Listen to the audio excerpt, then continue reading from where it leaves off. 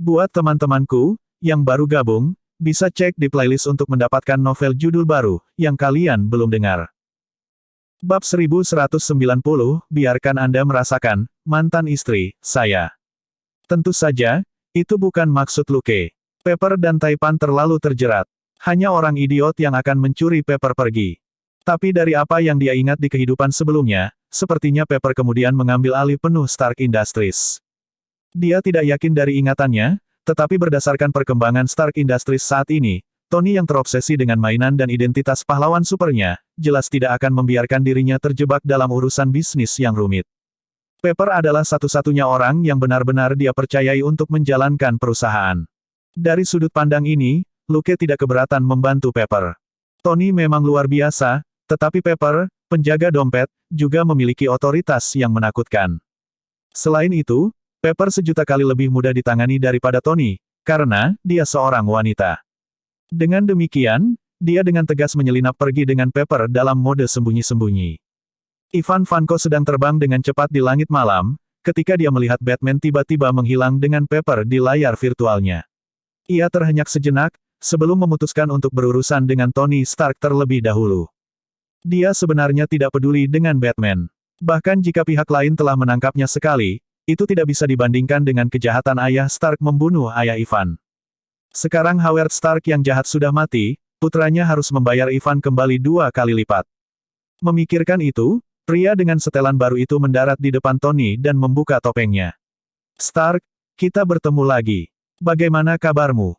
Ada senyum di wajahnya saat dia berbicara, tetapi itu terlihat sangat menyeramkan dengan bekas luka di bawah matanya. Dia sengaja memberi pelajaran kepada Taipan itu terakhir kali untuk memberitahu semua orang bahwa dia memiliki kemampuan untuk merancang hal yang sama dengan Stark. Jika kostum Iron Man bukan satu-satunya yang ada, apakah Tony masih Iron Man? Benar saja, situasinya seperti yang dia harapkan. Meskipun Batman tiba-tiba masuk dan menangkapnya, tertangkap adalah salah satu rencananya. Selama seseorang ingin dia hidup, dia tidak akan mati. Beberapa hari kemudian, orang-orang dari Hammer Industries mencurinya dari Tony dan memberinya berbagai bahan untuk membuat baju besi logam. Rencananya berjalan lancar, dan dia memiliki sumber daya untuk mengalahkan Tony. Taipan itu tidak pernah menarik pukulannya. Mendengar itu, dia segera membalas, lebih baik darimu. Di mana Anda mendapatkan pakaian baru ini? Apakah Hammer senang mendengar Anda memanggilnya pemilik Anda, dan dia membuatkan Anda kalung baru? Tapi Ivan tidak marah. Hammer Industries tidak memenuhi syarat untuk mengubahnya menjadi seekor anjing. Bahkan jika Hammer Industries menangkapnya setelah ini, mereka masih harus dengan patuh memasok bahan untuknya. Semua Ivan akan kehilangan paling banyak adalah kebebasannya. Kalau tidak, siapa yang akan merancang baju besi logam untuk mereka dan melawan tuan muda di depannya ini? Batman yang lebih misterius itu. Bermimpilah. Selama orang lain ingin memakai baju besi logam, dia adalah satu-satunya pilihan mereka. Selama dia masih berharga, para kapitalis yang mendambakan teknologi Iron Man akan bergegas menyelamatkannya. Juga, dia benar-benar tidak takut mati. Jika dia takut mati, dia tidak akan datang mencari Tony Stark untuk membalas dendam. Dengan keahliannya, dia bisa menjual apapun yang dia inginkan dan menjalani kehidupan yang baik. Dia datang ke Amerika untuk memberitahu dunia bahwa Tony Stark dan ayahnya adalah pencuri tak tahu malu yang mencuri prestasi ayahnya. Yang benar adalah bahwa Ivan menggunakan hidupnya untuk membuat masalah keluarga Stark.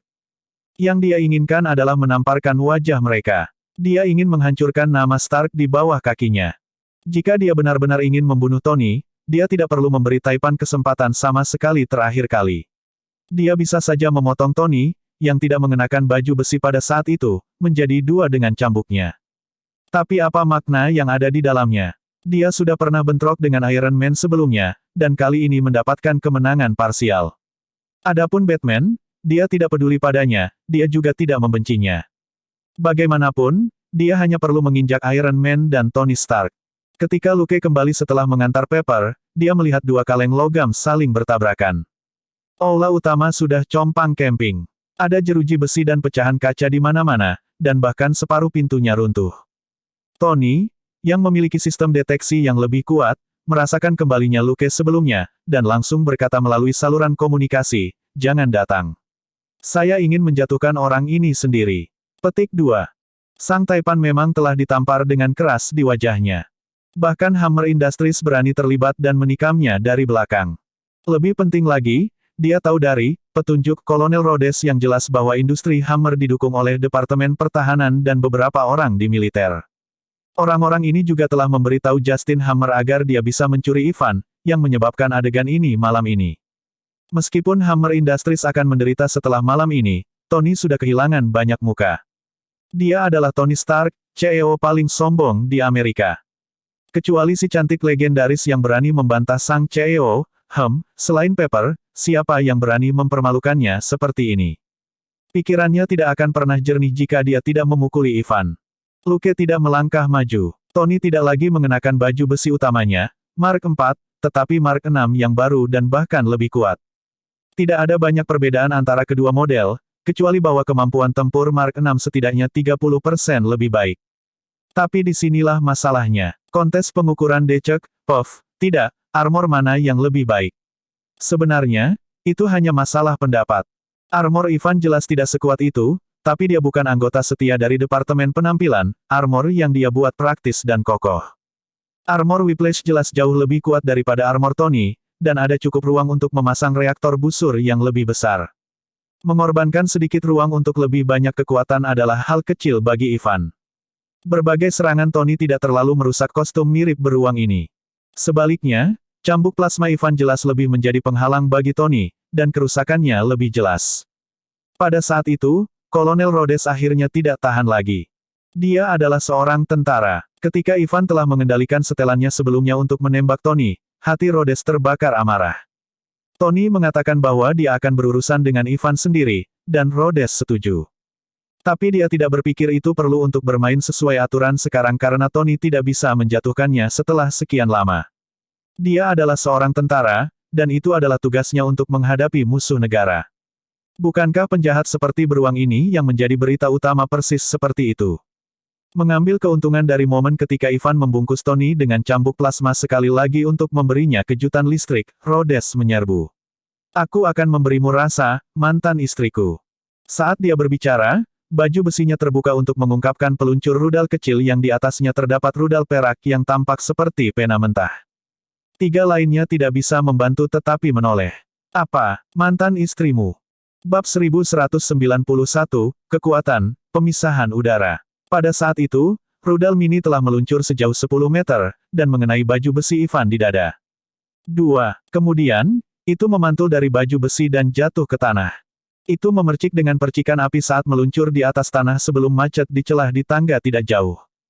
Itu mengeluarkan asap samar dengan kepulan, dan nyala api yang tersisa padam. Rhodes kehilangan kata-kata. Tony kehilangan kata-kata.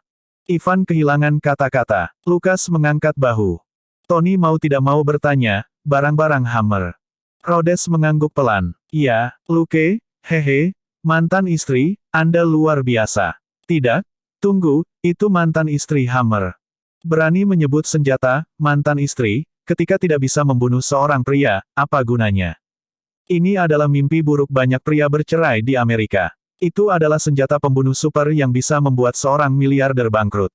Jika ini adalah mantan istri Hammer, itu berarti mantan istrinya benar-benar tidak cukup baik, dan Hammer tidak pernah mengalami beban penuh dari kekuatan seperti itu. Penampilan mantan istri yang begitu murah membuat semua orang merasa malu. Itu seperti seorang pahlawan super yang muncul, hanya untuk menerima panggilan pengadilan yang mengatakan bahwa dia digugat oleh istrinya karena tidak membayar tunjangan anak. Pada akhirnya, dia menyadari bahwa anak itu bukan miliknya, dan dia akhirnya tidak perlu membayar tunjangan anak, tetapi hanya bisa mati di bawah tatapan publik. Pada akhirnya, Ivanlah yang masih lebih berdedikasi pada pekerjaannya. Sebagai seorang penjahat yang memiliki tujuan dan tidak memiliki istri, ia merasa harus melangkah maju dan menyelamatkan keadaan. Karena itu, dia memecahkan cambuknya dan menarik Tony, yang terganggu oleh mantan istrinya. 2. Tony dikirim terbang dengan pukulan. Kemudian, kedua bongkahan logam itu berbenturan lagi. Setelah menonton sejenak, Luke melirik Rhodes tanpa daya. Hei, apakah kamu tidak akan membantu? Rhodes menunjuk dirinya sendiri. Saya. Ketika Luke mengangguk, Rhodes merasa sangat canggung. Tony bilang dia akan merawatnya sendiri. Faktanya, Hammer Industries telah mengacaukan Rhodes sampai dia ingin muntah darah. Pertama, Dia muncul di konferensi pers Hammer Industries, dan armornya telah dimanipulasi untuk mengejar Tony. Sekarang, bahkan mantan istrinya tidak berguna. Dia merasa lelah secara mental dan ingin pensiun. Lensa merah darah Luke berkedip. Aku menyuruhmu pergi dan dipukuli, membuatnya terlihat sedikit lebih menyedihkan. Hanya dengan begitu Tony akan menjadi serius, oke. Petik 2. Rhodes, apa? Luke menghela nafas dan berhenti mencoba memaksa pria berkulit tipis ini untuk bertindak. Tony, aku akan memberimu 1 menit. Jika Anda tidak dapat menyelesaikannya dalam 1 menit, saya akan melakukannya sendiri. Petik 2. Kata-kata itu diucapkan melalui speaker eksternal. Baik Ivan maupun Tony mendengarnya, dan mereka berhenti sejenak. Ivan tidak berencana membuat masalah bagi Batman. Lagi pula, orang ini tidak ada hubungannya dengan tujuannya, tetapi ketika dia mendengar ini, dia tidak bisa menahan diri untuk tidak mengangkat tangannya dan mengirim Tony terbang dengan cambuk sebelum dia menerjang Batman. Apakah begitu? Lalu datang dan coba. Luke memiringkan kepalanya dan mengerucutkan bibirnya. Tentu saja. Saat dia berbicara, dia melemparkan anak panah tali, yang melilit cambuk plasma. Tali dibuat khusus. Beberapa terbuat dari logam, dan beberapa terbuat dari bahan komposit yang diperkuat, dan memiliki tujuan yang berbeda. Tentu saja, yang logam tidak bisa digunakan dengan cambuk plasma. Dalam sekejap mata, tali hitam melilit cambuk, dan mereka tampak seperti 2 ular yang dipilin bersama. Ivan tidak ragu-ragu saat dia menendang Luke. Lensa merah darah Luke berkilat. Dia meraih kaki dan bersandar sehingga kaki tidak bisa membantu tetapi terentang. Sang Taipan, yang sedang terbang, tiba-tiba berhenti ketika dia melihat ini, dan kakinya tidak bisa menahan diri untuk tidak menegang. Astaga, dia terlalu akrab dengan gerakan ini. 2. Mata Ivan terbelalak saat dia jatuh tersungkur ke tanah. Dia terengah-engah saat dia mencoba untuk mengurangi rasa sakit yang tak terlukiskan. Dia bahkan tidak bisa memegang cambuk dengan stabil saat tangannya bergerak-gerak. Luke, di sisi lain, sudah berbalik, dan dia melakukan tendangan sepeda yang mendarat di kepala Ivan dari atas.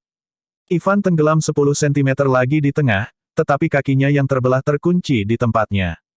Matanya berputar ke belakang, dan dia pingsan. Dia belum pernah melakukan split seperti itu dalam hidupnya, dan tidak pernah mempertimbangkan situasi unik ini dengan armor Whiplash. Dia bukan Taipan kaya seperti Tony. Tony telah berolahraga dan melakukan pelatihan tempur dan peregangan selama ini. Juga, Tony telah melengkapi Mark 6 dengan pengaman, begitu kakinya terbelah hingga sudut 170 derajat, mereka akan berhenti bergerak, tidak peduli apa, itu tidak akan pernah mencapai 200 derajat, seperti untuk Ivan. Bagaimanapun, tubuh Ivan langsung kelebihan beban karena rasa sakit yang luar biasa, dan dia pingsan. Lukas tercengang. Dia tidak menyangka teknik pemisahan udara ini begitu efektif. Namun demikian, dia langsung meletakkan tangannya di dada Ivan, dan seutas kawat tipis mencapai baju besi itu. Sesaat kemudian, Luke menarik tangannya, dan reaktor busur di baju besi itu meredup. Tony, Rhodes, apakah kamu sedang bercanda? Hanya dengan 1 gerakan. Tony lah yang merasakannya lebih dalam. Dengan gagah berani memaksa pahanya yang terjepit untuk rileks, dia mendarat di tanah. Lukas menatapnya. Haruskah aku memberikannya padamu? Tony ragu-ragu. Sejujurnya, setelah mengetahui tentang apa yang terjadi antara ayahnya dan ayah Ivan, dia merasa itu merepotkan. Ayahnya telah mengacaukan ayah Ivan. Pembicaraan tentang ayah Ivan sebagai mata-mata itu omong kosong. Sebagai orang Rusia, ayah Ivan tidak perlu bergabung dengan kelompok penelitian, tetapi dia melakukannya. Begitu kemajuan telah dibuat pada reaktor, ayah Tony, Howard, dengan tegas menuduh ayah Ivan sebagai mata-mata, dan mengusirnya. Jadi, ini sebenarnya masalah kepentingan nasional dan perusahaan, tidak ada yang benar atau salah. Reaktor busur dapat dilihat sebagai pengganti minyak di masa depan, dan juga dapat dilihat sebagai produk untuk mempromosikan perdamaian, itu hanya tergantung pada bagaimana itu digunakan. Ini adalah garis hidup sebuah negara, yang benar-benar dapat mengubah dunia di semua tingkatan. Tidak ada negara yang akan membiarkan teknologi seperti itu jatuh ke tangan negara lain dengan begitu mudah. Sebagai kapitalis besar, Howard secara alami akan melakukan yang terbaik untuk menyimpan keuntungan untuk dirinya sendiri daripada membaginya dengan ilmuwan asing. Jadi, Tony sedikit berkonflik. Sang Taipan terlalu bangga untuk memukul seseorang yang sudah jatuh. Tapi dia tidak mau membiarkan orang ini pergi. Lagi pula, Tony sudah memiliki firasat seperti apa keterampilan Ivan dari pertarungan ini. Bab 1192, Sekretaris mengalami pemukulan, dan Ivan ditangkap sekali lagi. Jika bukan karena fakta bahwa Ivan hanya ingin membalas Tony, dia akan menghancurkan banyak kota New York malam ini. Memenjarakan Ivan menimbulkan masalah lain, jika Tony menahannya, lebih banyak orang seperti Justin Hammer akan mengejarnya. Setelah banyak berpikir, Sang Taipan sebenarnya hanya membutuhkan 1 atau 2 detik untuk mengambil keputusan. Kamu menghadapinya. Tidak apa-apa selama dia tidak muncul untuk menimbulkan masalah lagi. Petik 2. Luke terkekeh tanpa suara, dia mengerti apa yang Taipan maksudkan. Teknologi untuk kostum Batman tidak lebih buruk dari kostum Iron Man, teknologi Ivan di tangan Luke tidak akan membuat perbedaan. Dan siapa yang akan meminta Batman untuk menyerahkan seseorang? Mungkin Tony bisa, tapi mungkin tidak ada orang lain yang punya kesempatan. Meskipun Batman tidak membunuh orang, dia tampak sangat pandai, berurusan dengan orang jahat. Yang terbaik adalah memberinya Ivan. Luke tidak menolak, dan mengangkat Ivan. Rhodes tidak bisa tidak bertanya, bisakah kita mempertimbangkan untuk menyerahkannya ke negara? Begitu dia mengatakan itu, satu orang memutar mata ke arahnya dan yang lain meliriknya dengan mata merah saat mereka mengejek pada saat yang sama. Rhodes mengangkat tangannya. Oke, selama kamu mendengarku mengatakannya. Tony sudah terbiasa. Luke tidak terlalu memikirkannya.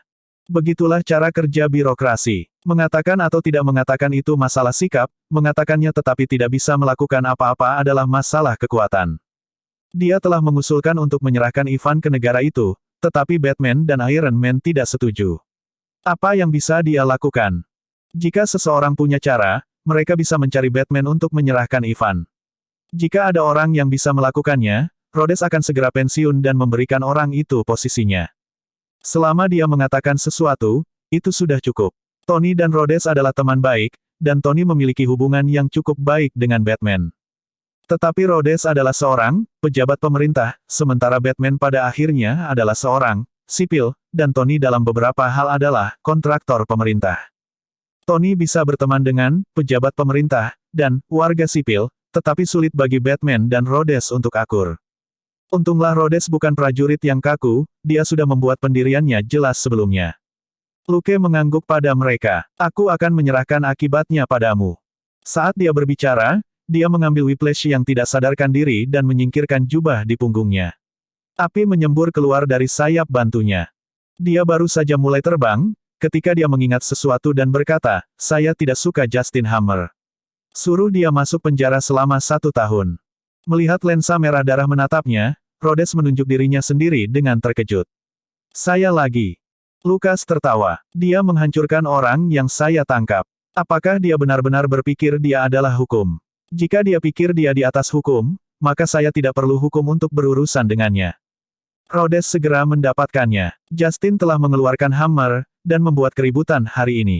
Jelas, dia tidak terlalu memikirkan Batman. Batman telah memasukkannya ke dalam daftarnya. Jika Justin mematuhi hukum, dia harus masuk penjara dengan patuh. Jika tidak, Batman akan datang mengetuk pintunya, lebih dari 1000 pasien dengan patah tulang dapat bersaksi tentang hal ini. Batman tidak melihat Tony, tapi Rhodes, dia ingin Rhodes menggunakan identitas semi-resmi, untuk memberi Justin peringatan agar pria itu tidak bertindak terlalu keras. Pada saat yang sama, ini juga bisa dilihat sebagai peringatan umum dari Batman. Ada lebih dari 1 orang yang mencoba merebut Ivan dari Tony, hanya Justin idiot inilah yang didorong untuk memimpin. Orang-orang itu mungkin tidak peduli dengan peringatan Batman jika mereka tahu, tetapi mereka pasti akan lebih berhati-hati di masa depan. Paling tidak, mereka tidak akan sebodoh Justin. Dia telah mengundang penyakit sampar ini ke rumahnya dan tidak mengendalikannya dengan benar, tetapi malah menimbulkan reaksi dan membuat berita besar. Menyaksikan Batman terbang bersama Ivan, Rhodes melihat kembali kekacauan yang merupakan ruang pameran utama. Expo Anda baru dibuka beberapa hari. Tony memutar bola matanya. Apakah ini akan terjadi jika orang-orang itu tidak serakah? Rhodes tersenyum kecut. Tony, mereka tidak akan menyerah sampai kamu memberi mereka teknologi. Melihat wajah Tony, dia menghela nafas. Tentu saja aku tidak akan membujukmu untuk menyerahkannya, tapi tidak mungkin kamu bisa menghentikan Departemen Pertahanan dan Militer untuk menginginkannya, kan? Mereka menginginkan Ivan, bukan Anda. Tony mengerti bahwa dia harus menderita dalam kesunyian kali ini. Lagi pula, dia ceroboh, dan orang lain telah menemukan peluang. Orang-orang itu tidak secara langsung menargetkannya. Metode ini sepenuhnya dalam aturan. Dibandingkan dengan insiden historis yang terkenal dari kelompok keuangan tertentu yang meledakkan pabrik pesaingnya untuk mencuri pasar beberapa dekade yang lalu, ini jauh lebih moderat. Tapi jangan pernah meragukan betapa kejamnya kapitalis. Di tempat lain, Luke mendarat tidak lama setelah dia terbang. Dia menemukan tempat untuk bersembunyi sebelum dia melemparkan Ivan ke Space 2 dan Armor Whiplash ke Space 1. Setelah menghilangkan bau dan semua jejak, dia mengenakan setelan siluman dan menemukan mobil yang diparkir Selina di sudut tersembunyi. Dia mengemudi ke timur untuk sementara waktu, dan di area tertentu tanpa pengawasan di bawah beberapa pohon, dia melambat. Pintu belakang terbuka sendiri. Sebuah bayangan transparan merangkak masuk dan pintu segera tertutup. Luke bertanya, apakah sekretaris itu sangat sulit untuk dihadapi? Selina membatalkan mode sembunyi-sembunyinya dan mengambil pose saat dia menekan tombol recall, dan seragamnya dengan cepat dibongkar dan kembali ke bentuk laptop tebal aslinya. Hehe, tidak juga. Aku cukup menyukainya. Dia cukup pandai berkelahi dan mengatakan hal-hal baik. Dia mengeluarkan jaketnya dari kotak. Luke semakin tertarik. Apakah sekretaris ini menyukaimu? Selina memakai jaketnya lalu naik ke kursi penumpang depan. Saat dia mencari makanan ringan di kotak makanan di depan, dia berkata, saya suka bagaimana dia menguji saya dan kemudian menekan saya ke tanah sehingga saya tidak bisa bergerak. Dia sangat keras kepala dan tangguh, dan dia bisa menemukan kesempatan untuk membalikkan keadaan di saat berikutnya. Lukas tertarik. Jadi, apa yang terjadi padanya pada akhirnya? Selina menemukan sebotol jus dan meneguknya sekaligus. Dia terkekeh dan menjawab, gadis kecil seperti itu, tentu saja aku memukulnya. Dia mungkin akan tidur selama 2-3 hari. Lukas tertawa. Hal semacam ini hanya merupakan pukulan bagi harga diri pihak lain. Itu pada dasarnya tidak mempengaruhi pertempuran, dan tidak akan ada efek samping. Selina benar-benar menemukan pihak lain yang enak dipandang, jika tidak, dia akan menjatuhkannya karena mengganggu dan mematahkan tulangnya. The Devil Bone Breaker sangat sederhana. Apa yang terjadi di venue? Dia bertanya. Luke berkata, Batman menangkap Ivan lagi. Selina kehilangan kata-kata. Lagi. Luke berkata, ayo pergi dan jemput Mei dan yang lainnya. Terlalu kacau di sini. Sepertinya mereka belum bisa memanggil taksi. Petik 2. Pada akhirnya, Luke dan Selina hanya mengantar Mei dan 2 lainnya ke tempat parkir sehingga mereka bisa membawa pulang mobil mereka sendiri. Namun, rencana makan malam di tempat Mei pada hari Sabtu tidak berubah. Bab 1193, menyalahkan, dan siapa pahlawan super wanita. Ketika keluarga Mei kembali ke tempat parkir untuk mengambil mobil mereka, mereka juga melihat ruang pameran utama, yang telah runtuh. Jika mereka tidak pergi lebih awal, mereka masih akan mendapat ketakutan besar bahkan jika mereka baik-baik saja. Lebih penting lagi, Peter kecil masih terlalu muda, dan tidak baik jika ini membuatnya trauma. Tentu saja, Luke merasa bahwa seorang anak nakal yang suka mengenakan topeng dan sarung tangan Iron Man, dan mengatakan bahwa dia ingin menghajar orang jahat, jelas tidak terlalu lemah. Orang ini kecil dalam segala hal kecuali jumlah nyali yang dia miliki. Dalam perjalanan kembali ke tempat parkir, dia mendengar lelaki kecil itu berkata bahwa Iron Man sangat keren ketika dia terbang di langit, dan dia juga ingin terbang. Luke hanya bisa tersenyum dan tidak berkata apa-apa. Dia melambaikan tangan saat keluarga itu pergi. Lagi pula, dia tidak yakin apakah berayun di antara gedung-gedung bisa dianggap terbang. Di tempat lain, Tony terbang kembali ke Stark Tower dan melepas armornya. Ketika dia masuk, dia melihat Pepper memberitahu Jarvis untuk membantu menangani akibatnya. Misalnya, menghitung jumlah warga sipil yang terluka dan menenangkan mereka. Ruang pameran utama harus dipugar. Itu tidak bisa dibiarkan hancur, atau akan meninggalkan kesan negatif. Polisi juga harus dihubungi dan dibantu dengan proses hukum. Seluruh departemen hukum Stark dimobilisasi. Semua kesalahan harus ditimpakan pada Justin si idiot itu. Stark Industries tidak akan disalahkan untuk ini. Satu-satunya hal yang disayangkan adalah bahwa tempat itu milik Stark Industries. Tony dan prajurit besi telah bertarung sedikit di langit, dan beberapa bagian situs telah rusak. Kabar baiknya adalah tidak ada yang tewas atau terluka parah, jadi opini publik terkendali. Itu juga berkat Tony dan Luke. Satu telah memikat para prajurit pergi sementara yang lain datang dengan rencana di samping. Mereka tidak dipaksa terbang ke daerah pemukiman untuk bertarung, dan telah menjatuhkan prajurit besi angkatan udara di sebuah jalan layang tidak jauh dari tempat tersebut. Tumpukan bongkahan logam sekarang ada di Lux Space 1. Mereka bukan makhluk hidup dan tidak memiliki perlindungan dari rune magis Destroyer. Selama mereka berada dalam jarak 5 meter dari Luke, mereka tidak bisa lepas dari tempat penyimpanan. Itu juga mengapa Luke menginstruksikan Tony untuk memikat para prajurit di bawah jembatan layang. Lebarnya hanya sekitar 10 meter di bawah jembatan layang. Prajurit besi tanpa sadar mengikuti Tony dan menyerbu. Luke membuat dirinya tidak terlihat di tengah ruang sehingga jaraknya 5 meter di kedua sisi. Tidak peduli apa yang Tony pikirkan. Orang ini memiliki banyak rahasia, tetapi tidak pernah menceritakannya kepada siapapun. Apalagi dia akan memberitahu siapapun rahasia tentang saingan seumur hidup, selama Batman tidak menjadi musuhnya. Selain itu, kemampuan inventaris bukanlah kekuatan super, dan tidak dapat dideteksi dengan peralatan apapun.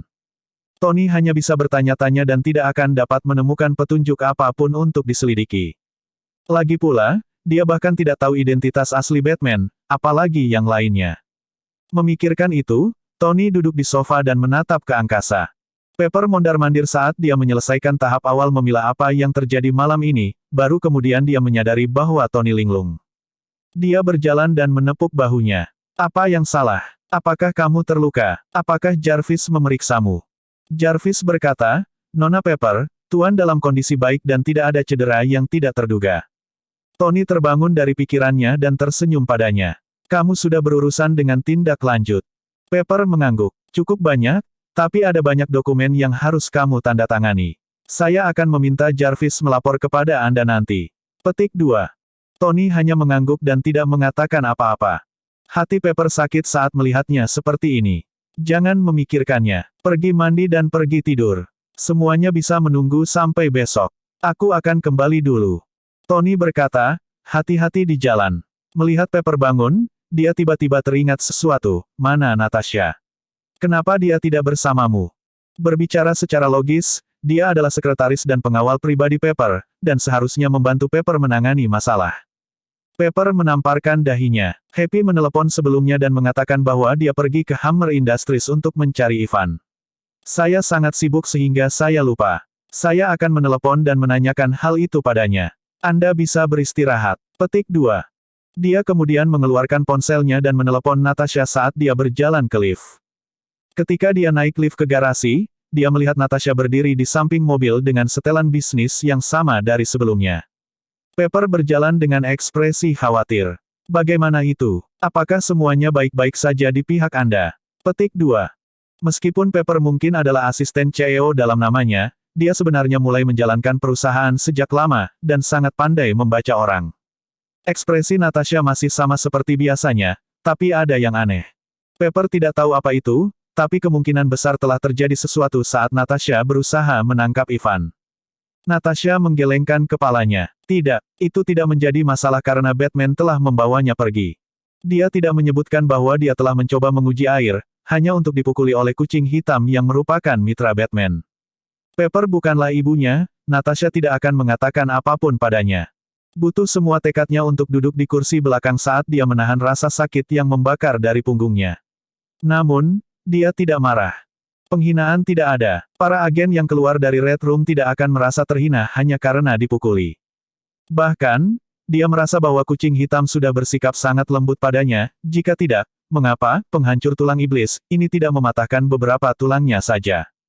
Karena dibandingkan dengan patah tulang, bagian yang paling berdaging bisa membuat seseorang merasakan sakit dalam waktu yang lama tanpa menimbulkan kerusakan yang berarti. Saat Happy menyalakan mobil, Pepper bertanya, apa yang kamu temukan di sana? Hammer Industries harus bertanggung jawab untuk ini. Natasha mengeluarkan USB dan memberikannya padanya. Ini adalah bagian dari informasi yang disalin dari komputer utama mereka. Pepper menerima USB dan merasa aneh.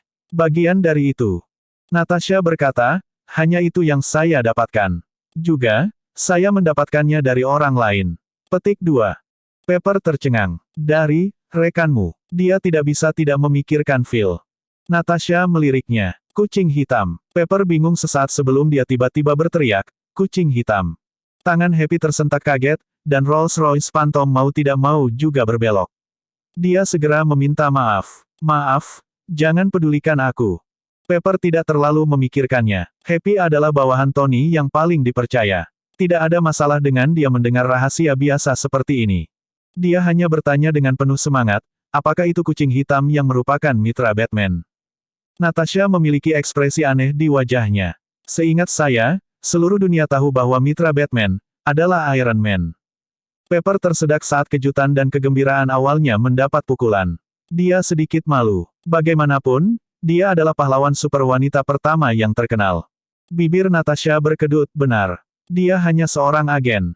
Bab 1194, mantan istri melambung tinggi. Keesokan harinya, berita utama New York City secara alami adalah tentang pertempuran besar kedua di pameran tadi malam. Semua jaringan berita utama Amerika sebenarnya telah melaporkan berita utama tadi malam, tetapi berita pagi adalah yang resmi. Editor yang tak terhitung jumlahnya telah membakar minyak tengah malam dan kehilangan banyak rambut sebelum mereka dapat mengeluarkan banyak item berita pada hari berikutnya. Untungnya, ada banyak saksi sembrono tadi malam, termasuk paparazi profesional yang memimpin saat mereka mempertaruhkan hidup mereka untuk merekam pertarungan. Tapi sesuatu yang aneh terjadi. Yang paling populer bukanlah Batman atau Iron Man, juga bukan penjahat super, Whiplash. Itu adalah Kolonel Rhodes. Seorang kolonel tertentu, yang telah lama berada di sela-sela, sekarang berhasil menjadi berita utama. Mantan istri Kolonel Rhodes mengejutkan Iron Man, di hadapan mantan istri, semua makhluk hidup setara, kejut. Seorang kolonel tertentu secara terbuka mendiskriminasi wanita. Ini kehancuran moral. Luke tidak yakin apakah Stark dan yang lainnya mengharapkan hasil ini, tapi jelas tidak. Siapa yang tahu bahwa seorang reporter benar-benar dapat menggunakan pengumpul suara jarak jauh untuk merekam teriakan, mantan istri, Kolonel Rhodes dengan begitu jelas. Kuncinya bukanlah seberapa kuat, mantan istrinya, itu, tetapi bagaimana 4 orang hebat, yang hadir telah tercengang setelah gagal. Bagi Iron Man dan Batman, menjadi terkenal bukanlah apa-apa. Tetapi melihat reaksi mereka, seolah-olah rahang mereka akan menyentuh lantai, para penonton merasa bahwa mereka sangat imut. Gambar TV itu diubah menjadi semua jenis GIF oleh para ahli internet, dan mereka menyebar seperti orang gila di komputer dan telepon, mereka sudah sangat populer di F2F. Setelah mengejutkan semua orang, termasuk 3 orang besar lainnya di tempat kejadian, dengan satu gerakan, tidak mungkin Kolonel Rhodes tidak menjadi populer. Luke tercengang ketika dia melihat berita itu. Apakah Kolonel Rhodes berada di jalur pekerjaan yang salah? Mungkin dia bisa memutuskan untuk menjadi pembawa acara talk show di masa depan. Selina sudah tertawa terbahak-bahak. Dia tidak bisa menahan diri seperti yang bisa dilakukan Luke. Lagi pula, Luke sudah terbiasa melihat semua jenis GIF konyol di kehidupan sebelumnya. Dia tidak tahu apakah harus tertawa atau menangis ketika dia melihat GIF. 4 orang tercengang, belum lagi Selina, yang secara alami hidup dan suka tertawa. Ketika mereka check-in di departemen kepolisian, Dustin menatap Selina dengan aneh ketika dia menatapnya sebelum memasuki kantornya dan tiba-tiba merunduk ke samping dan membuat suara mengi. Dia menatap Luke dengan tatapan bertanya. Luke berkata tanpa daya, dia melihat, mantan istri, Kolonel Rhodes tadi malam, kamu mengerti. Tertegun sejenak, Dustin kemudian tertawa terbahak-bahak dan menjatuhkan penanya. Biarkan aku tertawa juga. Hahaha, lucu sekali.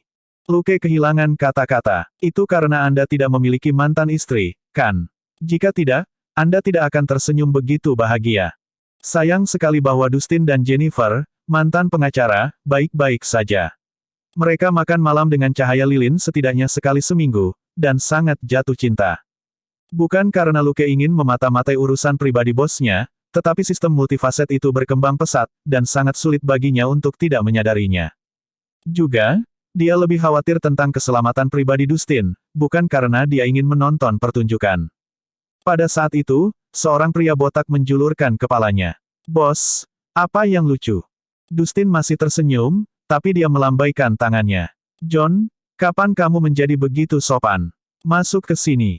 John mendengus. Apakah Anda pikir saya memberi Anda wajah? Bahkan saat Walter ada di sekitarku, aku tidak memberinya wajah apapun. Faktanya, orang yang paling dihormati Sersan John McClane adalah Luke. Bagaimanapun, Luke telah menyelamatkan hidup mantan istrinya. Penasaran? Bagaimanapun, dia tidak bisa tidak bertanya lagi, apa yang lucu? Selina juga tertawa di luar. Kalian. Dia tidak menyelesaikan kalimatnya, tetapi semua orang tahu apa yang dia maksud.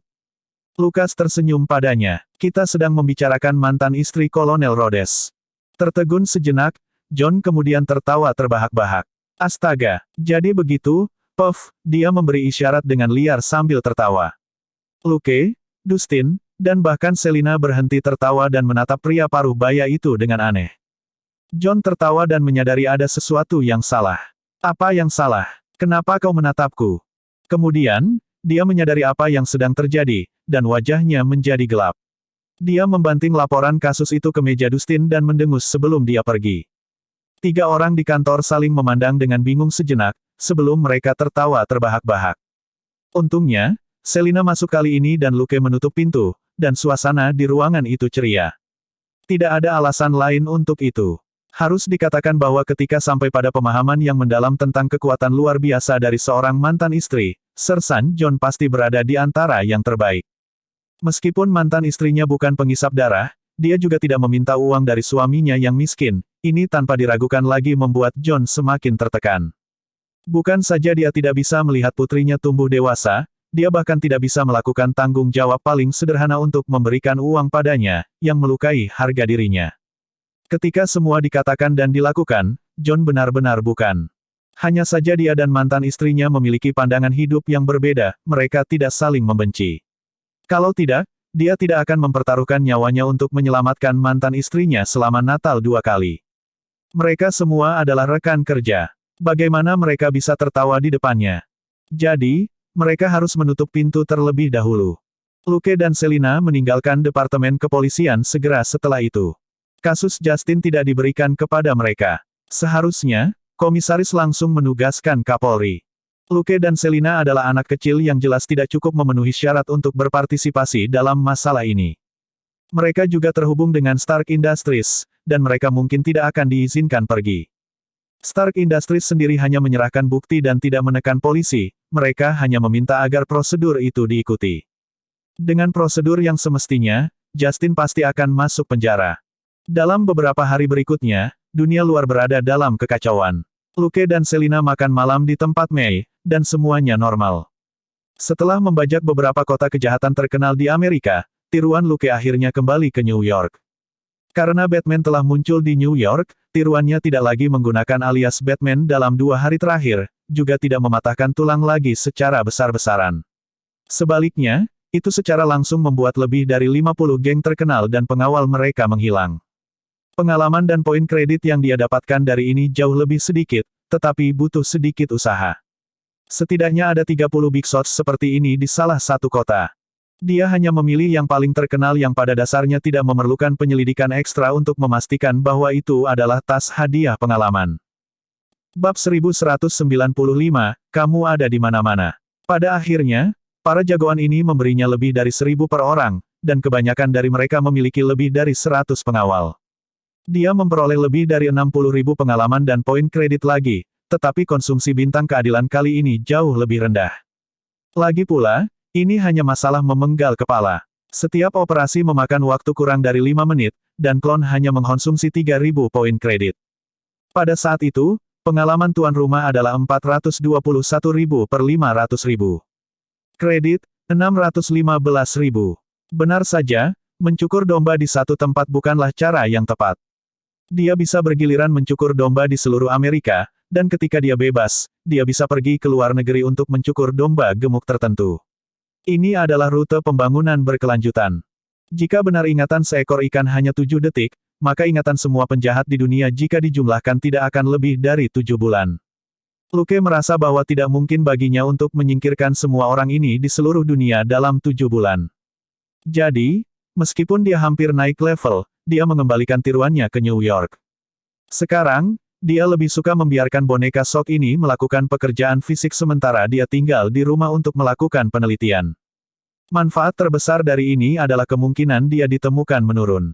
Lagi pula, boneka Sok manapun yang muncul, Luke punya alibi. Itu adalah sampul terbaik. Dia tidak bisa melakukannya sebelumnya, tetapi dia bisa melakukannya sekarang.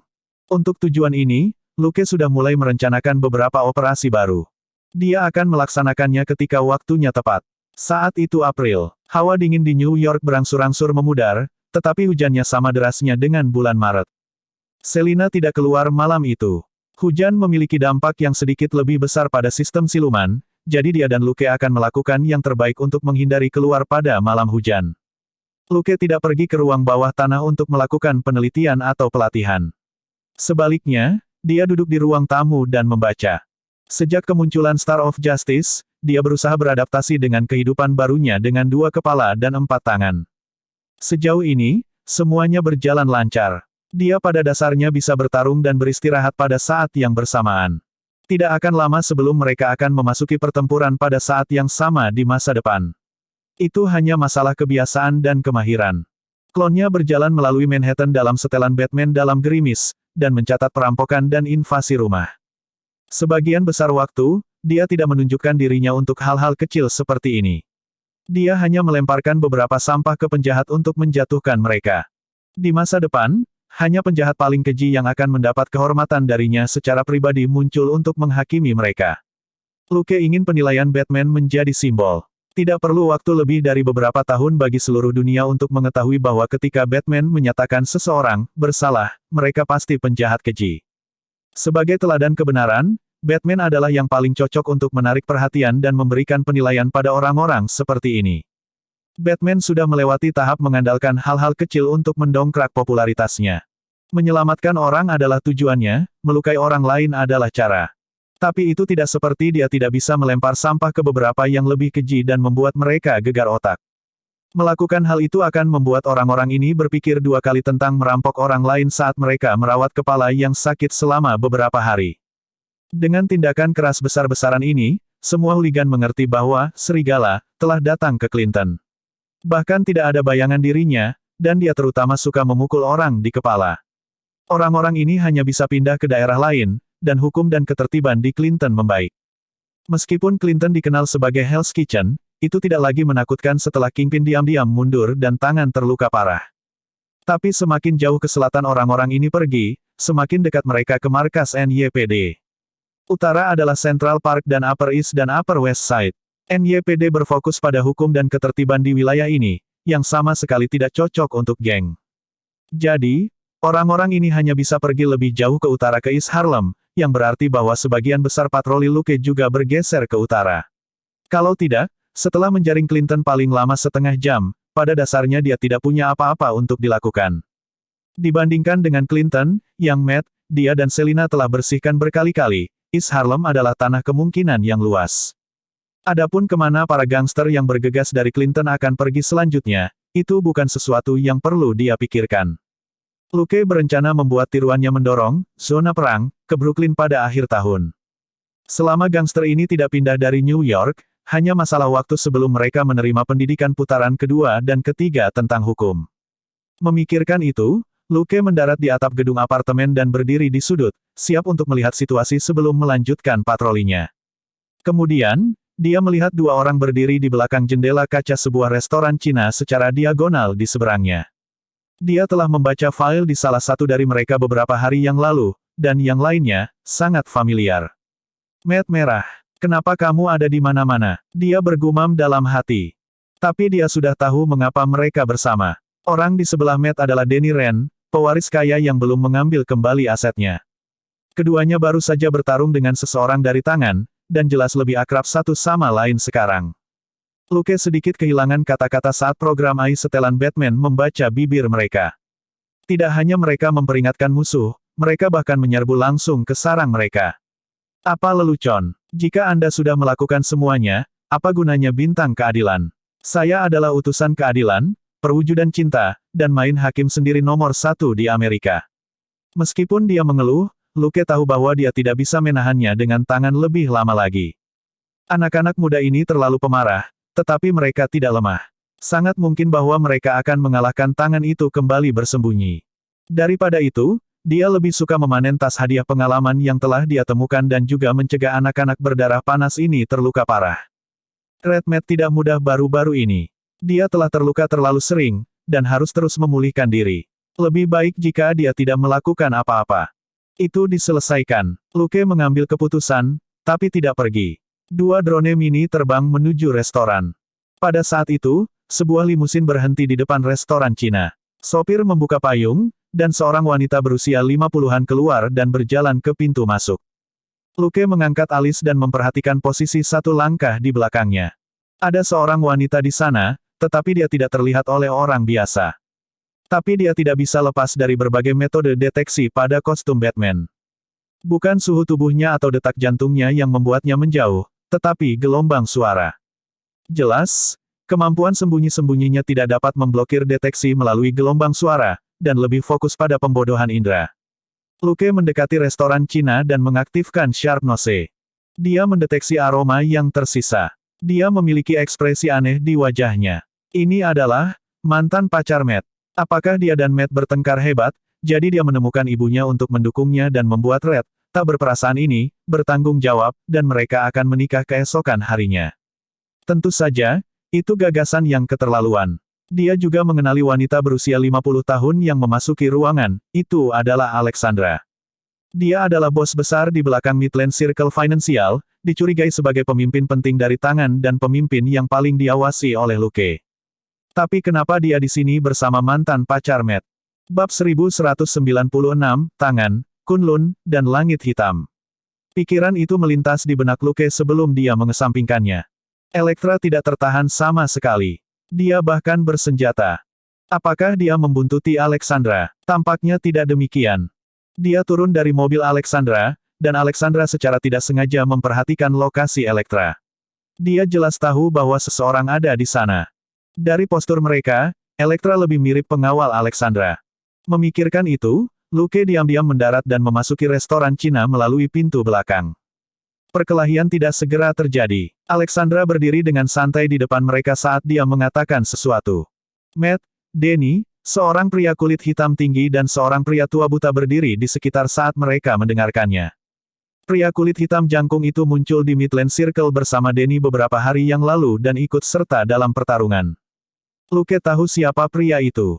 Namanya Luke Cage. Ketika Luke dan Jessica mengobrol di tangga darurat, Jessica telah memantau pria kulit hitam itu. Saat itu, Luke Cage sedang berhubungan dengan seorang gadis di gedung seberang, dan Luke mengejek Jessica karena menjadi paparazzi. Sekarang dia memikirkannya, Jessica mungkin muncul bukan karena dia telah mengambil kasus Cage. Luke merenung saat dia berdiri di mulut koridor yang menuju ke dapur di belakang. Dia tidak terburu-buru untuk mengambil tindakan, dan membiarkan Alexandra mengoceh. Sebagian besar waktu, membiarkan pihak lain mengambil inisiatif untuk mengungkapkan informasi adalah cara paling sederhana. Goal Alexandra jelas. Dia di sini bukan untuk bernegosiasi, tapi untuk membawa Danny pergi. Lucas sedikit terkejut. Meskipun Danny telah bentrok dengan tangan baru-baru ini, Matt adalah orang yang selalu menjadi duri di pihak mereka, namun wanita itu hanya tertarik pada Danny. Dilihat dari sikapnya, dia tidak ada di sini untuk membalas dendam sama sekali, itu lebih seperti perusahaan real estate yang mencoba membujuk penduduk untuk pindah. Apa yang istimewa dari Danny Rand sehingga Alexandra begitu memperhatikannya? Rand Corporation tidak setara dengan monster tua seperti Tangan, dan Tangan tidak kekurangan uang. Dalam percakapan antara Danny dan Alexandra, Luke mendengar sebuah nama, Kunlun. Jantungnya melonjak. Dia familiar dengan kata itu. Dalam kehidupan sebelumnya, dia sangat tertarik dengan novel wuxia, mulai dari Sekte Kunlun dari lingkaran seni bela diri hingga Gunung Kunlun tempat Ibu Suri dari Barat tinggal. Tapi setelah datang ke dunia ini, sebenarnya dari tiruan Raja Iblis Mephisto dia mendengar kata Kunlun. Saat itu, ketika Luke meneriakkan, tinju penakluk iblis biduk, dalam bahasa Cina tetapi sebenarnya menggunakan pemusnahan dasar untuk mengalahkan tiruan Mephisto, pihak lain bertanya apakah dia berasal dari tanah suci Kunlun. Meskipun jagoan ini bersikeras bahwa dia tidak akan takut bahkan jika Yang Kuno atau Lei Kung muncul, Luke dapat mengatakan bahwa dia sebenarnya sangat takut pada keduanya. Berdasarkan urutan kata dari apa yang dikatakan Mephisto saat itu, Yang Kuno harus menjadi pemimpin kamar Taj atau apapun, dan Lei Kung harus menjadi pusat kekuatan tanah suci Kunlun. Berpikir cepat, Luke mengerutkan kening. Baik Danny maupun Alexandra tidak memiliki kekuatan seperti itu. Apakah mereka murid kecil Kunlun yang melarikan diri? Untuk sesaat, seorang detektif mengingat latar novel fantasi Tiongkok yang pernah dia baca di kehidupan sebelumnya. Dia merasa bahwa hipotesis ini masuk akal. Jika mereka punya waktu untuk berbicara besar, kemungkinan besar mereka belum cukup kuat untuk menggunakan kekerasan. Sungguh sia-sia nama berkelas seperti Kunlun.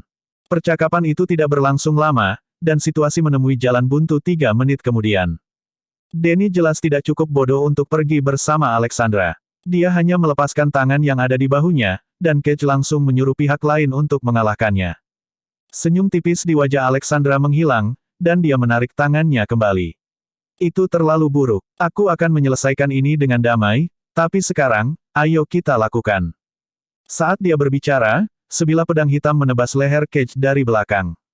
Seolah-olah dia telah melihatnya datang, Matt tiba-tiba menembakkan tongkatnya dan menghantam udara di belakang Cage.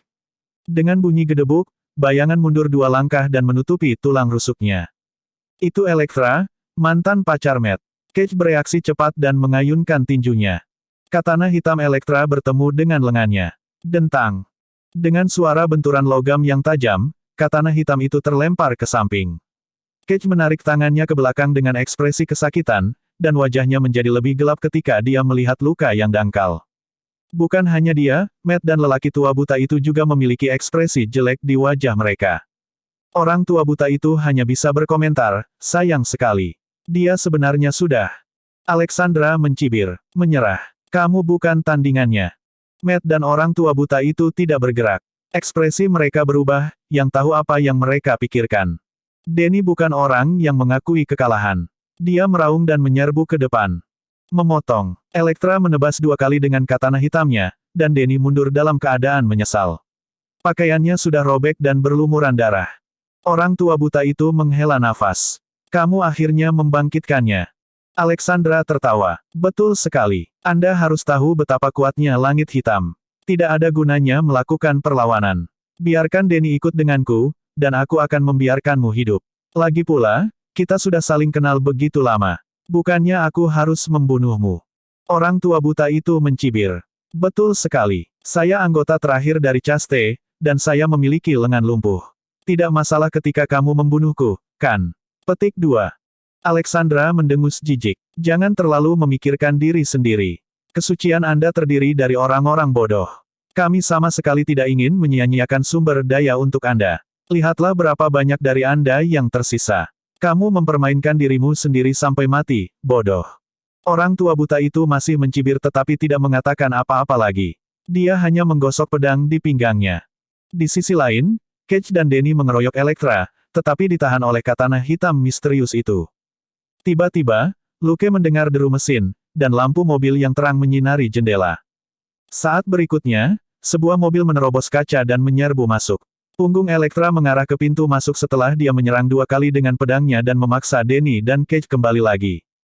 Bagian depan mobil menabraknya, dan dia terlempar ke depan hingga mendarat dengan wajah terlebih dahulu di atas sepiring tahu mapo yang tergeletak di lantai.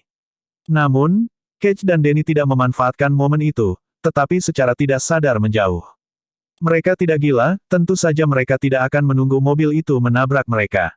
Pintu mobil terbuka dan Jessica keluar.